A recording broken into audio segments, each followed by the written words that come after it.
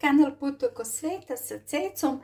Poštovani gledalci, ostanite sa mnom. Ovo je jedna tehnika farbanja jaja u hibiskusu koju srdačno preporučujem za nastupajuće praznike. Poštovani gledalci, dobar dan. Vi ste na kanalu Put oko sveta sa Cecom. Bliži nam se praznik Vaskrs, tako sam ja odlučila da vam danas pokažem kako ću ofarbati jaja na jedan lijepi prirodan način, što srdačno i vama preporučujem, dragi moji pratioci. Ja sam odlučila danas da vam prezentujem zapravo farbanje jaja u čaju od hibiskusa. Evo vidite, ovdje imamo hibiskus, bele jaja koje sam oprala, treba će nam sirća i malo soli. Ostanite sa mnom, dragi moji prijatelji, pa ćete vidjeti kako ću ja to zapravo raditi. Poštovani gledalci, uzet ćete jednu šerpu kao što sam ja i dodat ćete latice od hibiskusa. Evo vidite tako. Sljedeće što ćemo dodati, to su jaja. Kažem, ja koristim bela i vama preporučujem, jer bela jaja zaista mnogo lepše prime boju. Eto tako. Evo, stavit ćemo 6 komada. Zatim dodajem i odozdo čaj od hibiskusa, da to sve lijepo ovako pokrijem. Potrebno vam je za 10 jaja negdje 80 grama hibiskusa. Dodat ću 2 kašike sirćeta, koristim znači alkoholno sirće obavezno. Dodat ću također jednu kašičicu soli, dragi prijatelji. Evo vidite, i sljedeće što ćemo da uradimo, naša jaja prelit ćemo hladnom vodom. Eto tako. Mislim da ću dodati još malo. Evo vidite. Tako, dovoljno se jaja da ograznu, zatim jedan poklopac ide i naša jaja idu na kuvanje. Kao što vidite, dragi gledalci, jaja su prokuvala, ja sam smanjila temperaturu i kuvat ću ih negdje na tihoj vatri 10 minuta, ne više.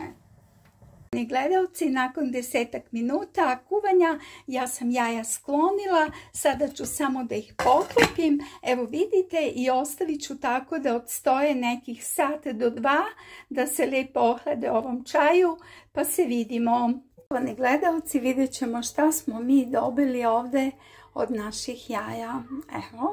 Poštovani gledalci, jaja koje sam ofarbala u hibiskusu izgledaju ovako. Sada ću uzeti tufer i ulje i ja ću ova jaja lijepo premazati uljem tako da bi se ona blistala. Vidite kako izgleda. I složit ćemo u našoj korpici. Evo tu. Pa sljedeće. Nadam se da vidite jako lijepo. Da. Pa idemo dalje. Kako su lijepa. Prosto eto vidite, nekako nesvakidašnja, prirodna. Kažem, čaj od hibiskusa je jako zdrav čaj i ove latice treba iskoristiti baš za, kažem, ukrašavanje uskršnjih jaja. Ako niste isprobali ovu tehniku, dragi prijatelji, srdačno preporučujem. Vidite kako su jaja jako lijepo uspela i ispala. Evo, samo da premažem sva ova jaja, pa ću vam pokazati dalje. Tako, evo imamo, svako jaje drugačije zapravo. I ove jaja mene baš podsjećaju nekako na kosmos. Eto, tako. Sada ću lepo, da, mogu vam reći, ako želite ove jaja još da ukrasite, dragi prijatelji, možete da koristite poslastičarsku boju. Evo, sada ću vam i to pokazati. Možete da koristite poslastičarsku boju, evo ovako, tako da biste dobili sjaj. Pogledajte, po vašim jajima.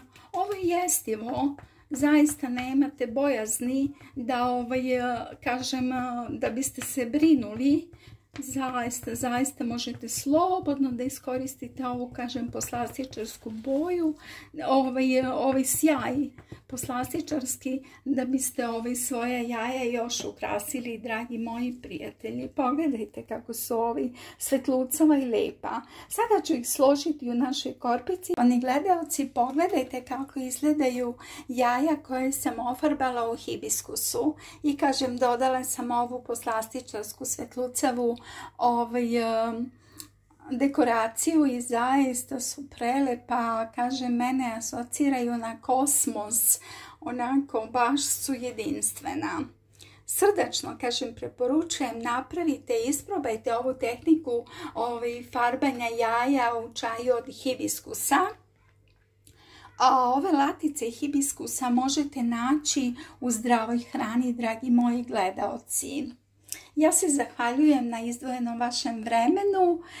Hvala vam što pratite kanal Put oko sveta sa Cecom.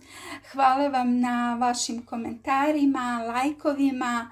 Družimo se i dalje, dragi moji prijatelji. Ovo je jedna, kažem, tehnika koju ću ja svakako koristiti za Uskrs, ali srdačno i vama preporučujem, zato sam ranije napravila, prosto želim da vam dam ideju. Nadam se, dragi prijatelji, da vam se sviđa. Pišite mi u komentarima vaše utiske. Još jednom hvala lepo, srdačan pozdrav, kanal Put oko sveta sa Cecom.